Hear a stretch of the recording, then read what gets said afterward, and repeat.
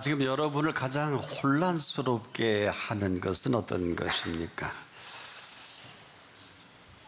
우리가 피할 수 없는 것이 있습니다. 바로 소유에 대한 혼란입니다. 이 소유라는 이 개념으로 우리가 모든 것을 지금 뒤흔듭니다. 그런데요, 이 소유는 지금 저나 여러분이 소유하고 있는 이 모든 것들은 사실 주신 것입니다. 그래서 주신 것으로부터 시작하는 정말 중요한 것은요, 전부 주셨습니다. 이유는 다른 길이 없어요. 우리가 생명만 해도 그렇고 우리가 호흡하는 이 공기만 해도 우리가 필요한 산소는 우리의 작품이 안 됩니다. 정말 중요한 것들은 지금도 주셔서 살아가게 하신 소유이기도 합니다. 근데 우리가 지금 살다 보니까 사는 게 곤고해서 그럴는지는 모르겠는데 그만 이 주신 것을 새카맣게 잊어버리고 그만 주신 것을 푹 빠져 이 소유욕에서 우리를 꽉 쥐고 놓질 않습니다. 그러다 보니까 하나님 은혜 안에서 얻은 게 너무 많다 보니까 천국까지도 이 소유욕으로 대신하려고 합니다. 내가 가지고 있는 이 모든 것으로 천국을 대신하고자 하는 이러한 아주 이상한 현상까지 나타납니다. 물론 주신 것을 모르진 않습니다만은 하나 우리가 확실하게 정리할 필요가 있는 것은요, 천국은 이 소유의 개념이 아니라 은총적 개념입니다. 한마디로 이 은총의 개념이죠. 쉽게 말하면 전부 그 입어 우리에게 허락해 놓으신 모든 것이죠. 천국이 그렇듯이. 그래서 우리에게 모든 필요한 것들을 허락하신 좋은 것이 그만 내가 갖고 즐기고 살다 보니까 그만 소유한 천국으로 익숙해져 버렸습니다. 여기가 좋사오니 이대로가 참 좋거든요. 이것은 천국에 대한 곡해입니다. 이 사실을 아주 예리하게 예수님께서 비유로 오늘 본문을 말씀해 주십니다. 이런 것입니다. 천국은 마치 밭에 감추인 보화와 같으니, 천국은 마치 밭에 감추인 보화와 같으니, 사람이 이를 발견한 후 숨겨두고 기뻐하며 돌아가서 자기의 소유를 다 팔아 그 밭을 샀느니라. 근데 이 가운데 우리가 쉽게 이해하기 힘든 말씀이 있어요. 자기의 소유를 다 팔아 그 밭을 샀느니라. 자기의 소유를 다 팔기 전에 그 밭을 소유한다는 건 불가능하다는 것입니다. 이건 천국을 소유할 수 없는 것을 지적하신 거거든요. 근데 그 소유가 얼마인지는 알 수가 없어요. 사람마다 그 소유의 값이 천차만별이지 않겠습니까? 얼마인지도 말씀해 주진 않았어요. 그저 자기의 소유를 다 팔아 그 밭을 산느니라. 한마디로 살 수 있는 그 길을 열어놓으신 것이죠. 그런데 보세요. 사실 저나 여러분의 모든 소유는 우리의 것은 없거든요. 또 있다 할지라도 하나같이 주신 것 뿐입니다. 자, 그렇다면 이는 그 값이 아니라 소유냐 존재냐, 이런 큰 물음이기도 합니다. 누구나 가지고 있는 그 소유의 그 차이는 있는데, 많으면 많은 대로 또 적으면 적은 대로 하나같이 주신 것입니다. 그런데 그 값은 불분명해요. 그런데 자기의 소유를 다 팔아서 그 밭을 샀느니라. 지금 저나 여러분이나 아주 분명하게 예수를 나의 구주, 나의 하나님으로 영접할 때 아주 중요한 순간이면, 이때 벌써 이 한 가지 사실을 우리가 인정할 그때 그 값을 지불해 주시고 우리에게 선언해 주신 하나의 선물이죠. 자녀된 권세를 주셨습니다. 자, 그런데 우리가 이 값이 너무 대단해서 알 수는 없어요. 그저 나의 구주, 나의 하나님으로 모셔드리는 이 어마어마한 인정 하나에 그만 그 값을 지불해 놓으신, 이것을 핏값이라 그러죠. 감히 하나님의 자녀 될 수 없잖아요. 우리가 촌수도 불명한데, 그런데 예수를 나의 구주, 나의 하나님으로 우리가 모셔드리는 이 순간, 이 사실을 인정하는 사람마다 하나님의 자녀가 되는 권세를 주신 것입니다. 그리고 생명을 이어갈 수 있는 생명 보존의 법칙까지도 세워놓으시고 지금 이렇게 살게 하신 것입니다. 내용은 사랑과 긍휼이지요. 우리가 이 두 축을 모르면 그냥 모르고 살 수밖에 없어요. 그런데 안타까운 것은 우리가 그런 엄청난 은총 가운데 살고 있으면서도 그 실체는 그렇지가 않아요. 그러면서 또 이 실체도 내가 모르지 않지요. 무슨 얘기냐? 그만 살다 보니까, 누리다 보니까 엉뚱한 구주를 구주로 모시지 않나, 엉뚱한 하나님을 하나님으로 모시고 있지 않나 하는 것입니다. 어느 틈인가 자기 소유가 너무 단단해졌어요. 그래서 자기의 소유를 다 팔아 그 맛을 샀느니라 하신, 자, 그 값도 지불하고 그리고 그 언약 계약한 약속에 의해서 저나 여러분이 살고 있으면서 여기까지. 사실은 그렇지가 않다. 그걸 먼저 아신 거예요. 어느 틈엔가 자기 소유가 되어버린 추신 소유입니다. 새까맣게 잊어버려요. 한마디로 이런 거예요. 결혼을 약속하고 혼례식까지 올렸는데 이 사람이 지금 엉뚱한 사람하고 살고 있는 겁니다. 이건 약속을 어긴 정도가 아니죠. 사랑의 배신이지요. 자, 이걸 어떻게 값으로 우리가 대신할 수 있을까요? 자, 자기의 소유를 다 주어 살아가도록 배려했는데 그만 이 배려한 배려가 움켜쥐게 만든 움킴이 아주 꽉 쥐고 놓지 않습니다. 아마 비극이라면 이런 비극이 지금 연출되겠죠. 더 갖지 못해서 또 있는 것에 대한 또 고마움과 감사도 뭐 모르는 건 아니지만 뭐 인정하고 사는데 매우 인색해졌고, 근데 사실 자기 소유는 없잖아요. 우리가 가지고 있는 모든 소유는 우리의 소유가 아니라 주신 것입니다. 아니라 할 수 없지 않겠습니까? 여러분, 도둑놈을 아세요? 제가 도둑놈을 소개해 드릴게요. 도둑놈은 남의 것을 자기 것인 줄 알고 마음대로 하는 사람을 도둑놈이라고 그래요. 자기의 소유는 맞는데 주신 소유입니다. 그런데 그만 이 주신 것에 푹 빠져서 헤어나오질 못해요. 그리고 자기 소유가 된 소유입니다. 그래서 자기의 소유를 다 팔아 그 밭을 샀느니라 하신 자기의 소유입니다. 지금 이 사람에게 소유하게 하신 분은 없어요. 오직 내 것만 있습니다. 그래서 우리에게 할 수 있는 표현이 이 말밖에는 할 말이 없는, 번신도 내 것이 아니지 않느냐. 근데 내 것이라고 하니까 내 것이 맞다면 한번 네 소유를 다 팔아서 그 밭을 이제라도 사는 게 어떻겠느냐 이렇게 물으시는 거예요. 답을 해야 되겠죠? 어떻게 하실래요? 자, 이렇게 해야 하는 것이 아니라 이렇게 할 수밖에 없도록 만든 내 작품이에요.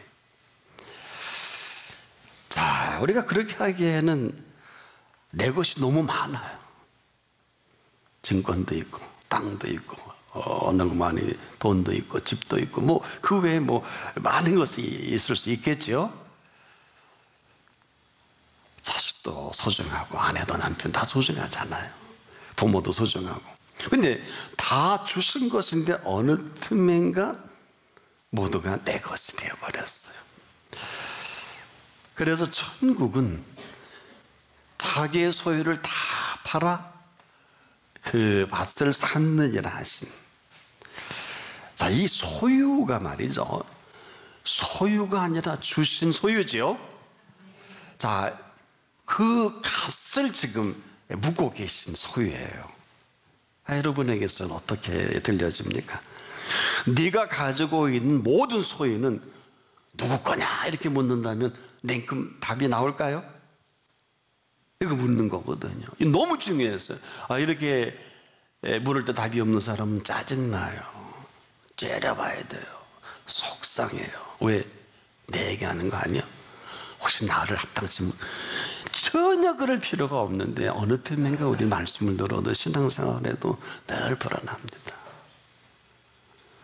새까맣게 잊어버려. 사랑 안에는 두려움이 없고 온전한 사랑은 두려움을 내어 쫓느니라. 병들어 죽을까 겁나. 내가 나를 알아주지 않아서 또 우리가 속상할 때 많이 있지 않겠습니까? 뭔가 자꾸 불안해. 염려와 걱정과 근심이 그러면 자꾸 잠을 자도 편치 않고 말이죠. 그럴 수 있거든요. 얼마든지 있을 수 있겠죠. 근데 네가 있는 모든 소유는 누구 것이냐 이렇게 묻는 물음이에요. 천국은 마치 밭에 감추인 보화와 같으니 사람이 이를 발견해야 된단 말이에요. 근데 어떻게 발견했을까? 너무 기뻐서 숨겨두고 기뻐하며 돌아가서 자기의 소유를 다 팔아서 그 밭을 샀느니라. 이렇게 해서라도 그 밭을 살 수만 있다면 이처럼 복된 일이 어디 있겠느냐. 천국은 마치 밭에 감추인 보화와 같다 하신 그 밭입니다. 마음만 먹으면 그 밭은 얼마든지 살 수가 있고요. 비싸지 않은 밭이기 때문에 웬만한 그 빚을 내서라도 마음만 먹으면 누구나 살 수 있는 그 밭입니다. 그런데 그렇게 하지 않고 지금도 이리저리 생각하고 구경하고 관망하는 이런 모습이 아닐까. 이 밭은요 비싼 밭이 아니에요. 어느 정도 값만 지불하면 살 수 있는데 문제는 감추인 보화예요. 감추인 보화는 그렇지가 않아요. 값이 어마어마합니다. 절대로 돈을 주고 살 수 없는 이 보화입니다. 근데 왜 하필이면 감추인 보화일까 하는 것입니다. 왜일까요? 밭은 누구라도 살 수 있지만 이 감추인 보화는 아무나 살 수가 없어요. 밭은요 지금도 맘만 먹으면 여러분들이 얼마든지 그 밭은 살 수가 있지만 감추인 보화는 불가능합니다. 천국은 값을 지불하고 살 수 없습니다. 그래서 예수께서 그 값을 친히 지불해 주신 그 천국이거든요. 친히 자기의 목숨 값을 지불하셨잖아요. 그 핏값으로 지불하고 선물로 주신 천국입니다. 주님은 값을 지불하고 사신 건데 우리는 거저 얻은 천국이죠. 뭐 한 게 없잖아요. 아무것도 없잖아요. 공로가 없잖아요. 이 사실을 믿기만 하면, 받아들이기만 하면 천국을 소유하게 하겠다. 그런데 이 사실에 대한 우리가 보통 심각한 게 아니에요. 왜? 그만 소유에 집착에 빠져서 헤어나오지 못하는, 보세요. 내 자녀 얼마나 소중해요. 내 사람, 내 집, 내 재물, 내 사업, 내 꿈, 내 시간, 내 재능, 이 모든 것을 같이 헤어나오지 못하잖아요. 손주 주면 뭐 아침 저녁으로 얼마나 이쁘고 귀여울까. 내 자식도 이쁘고 사랑하는 사람도 좋고. 그런데 이런 것이 아니라 그 실상을 묻는 것입니다. 한 번 정도 장미가 그렇게 아름답습니까? 맞습니다. 하지만 장미꽃을 피워내신 분을 아름답다고 하는 게 맞습니다. 자식이, 손주가 그렇게 귀여우면 남에게 자랑하지 마십시오. 근데 다 자랑하더라고요. 누가 뭐라 그럴 수 있겠습니까만은 그 주신 분을 그렇게 자랑하는 게 맞습니다. 한번 생각해 볼 일이에요. 주신 것에 대한 우리의 반응을 오늘 묻고 계세요. 이거 너무 중요합니다. 이런 사람만이 천국의 삶을 누리도록 허락해 놓으셨어요. 하지만 이 사실에 대한 불분명한 것 때문에 삶의 전체가 다 불분명해집니다. 주신 것에 대한 그 인정으로부터 우리가 인정할 것은 인정하고 드려질 것은 드려질 수 있을 때, 이 어마어마한 사실을 성경은 아주 또박또박 말씀하신 사실이 있는 걸 아십니까? 여러분은 처음 들을지도 모르시겠어요. 웬만한 사람은 이 내용을 잘 간파하기 어렵습니다. 로마서 11장 35절에 누가 주께 먼저 드려서 갚으심을 받겠느냐. 보세요, 쉽지 않잖아요. 누가 먼저 주께 드려서 갚으심을 받겠느냐.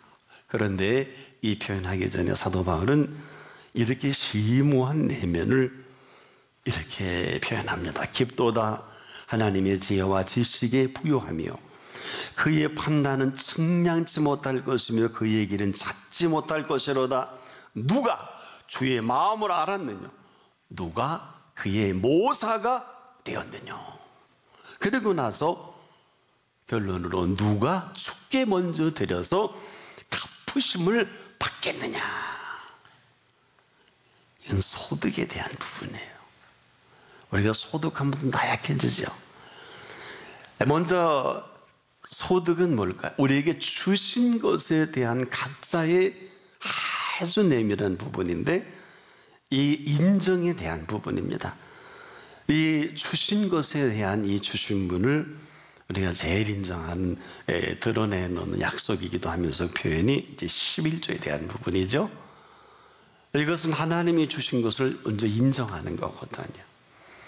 인정하다 보면 사실 하나를 드리고 9을 받는 거가 된단 말이에요. 근데 우리는 이 계산에 그래서 거의 뭐 900배 그렇게 배야 되나. 하여튼 우리가 9배라 그럴게요. 이렇게 이 계산이 잘 안 되죠.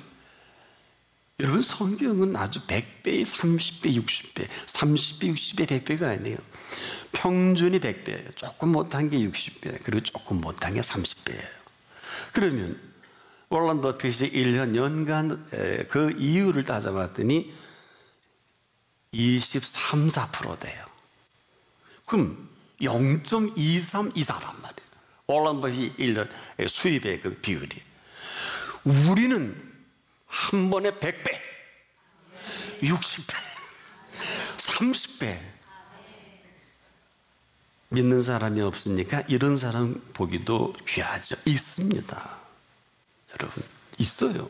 이건 제 얘기가 아니에요. 이것은 하나님의 약속입니다. 예수님이 약속이에요. 그걸 받아들이고 받아들이지 않고 각자의 몫이기 때문에 뭐 조금 귀하지요? 있긴 있어요. 그렇게 믿음 있는 사람이 귀한 것입니다. 바로 주신 것에 대한 인정, 여기서부터의 그 모든 소유의 시작이지 않겠습니까? 크든 작든 그 인정으로부터 그 인정은 시작된다. 그리고 그 감사죠. 감사는 해 주신 사실에 대한 아주 심각한 인정이면서 그 사실에 대한 근거가 되거든요. 그래 예수님은 이런 표현을 하셨어요. 참새 한 마리도 하나님의 허락이 없이는 떨어지는 법이 없다. 심각해지죠. 근데 우리는, 제가 며칠 전에도 도로를 운전하는데 그 가스가 도로에 떨어져 죽어 있더라고요. 이 말씀대로라면 우연은 아니겠죠. 성경대로라면. 근데 이 표현하면서 우리를 속내를 이렇게 말씀해 주셨죠. 마태 10장 29절에 참새 2마리가 한 아사리온에 팔리는 것이 아니냐? 정확해요. 정확합니다. 그러나 너희 아버지께서 허락지 아니하시면 그 하나라도 떨어지지 아니하리라. 참새 한 마리도 하나님의 허락 없이는 떨어지는 법이 없다. 우리가 지금 이 시간까지 전화 여러분이 들어오며 나가며 어떻게 해주신 것들이 너무 많아요. 근데 우리가 잘 모르지요. 모르진 않을 텐데 언제나 그렇듯이 그 말씀이 꼴이 만드신 그 결과입니다. 들어오면서 나가면서 언제나 그 말씀하시는 그 말씀을 통해 이루어 놓으신 많은 것들이 오늘 저나 여러분을 이만큼 살게 하신 거예요.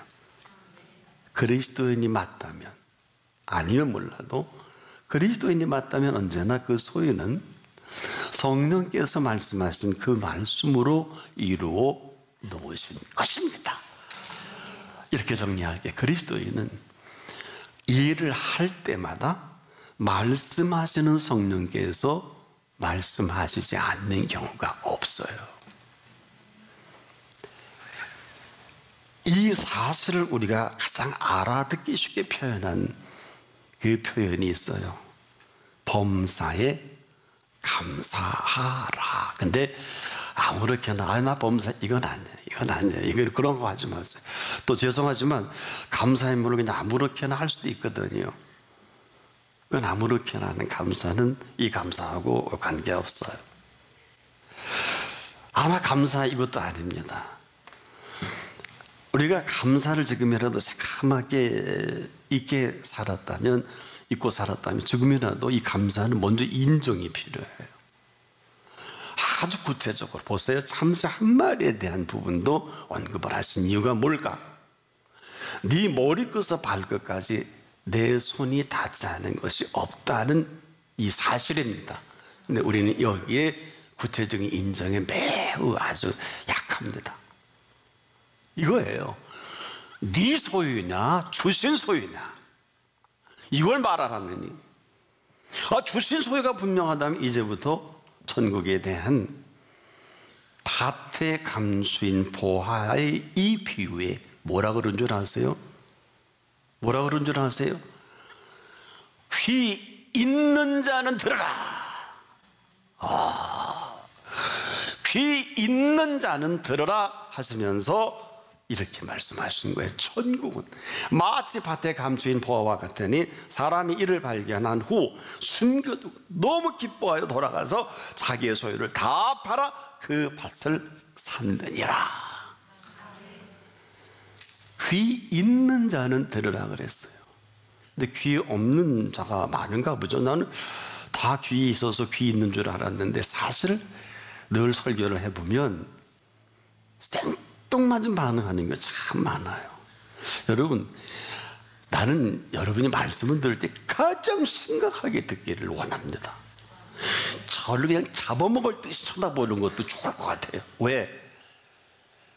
목사인 저도요, 말씀을 준비할 때 항상 본문을 제가 라이팅합니다. 이것도 아니고요, 손으로 써요.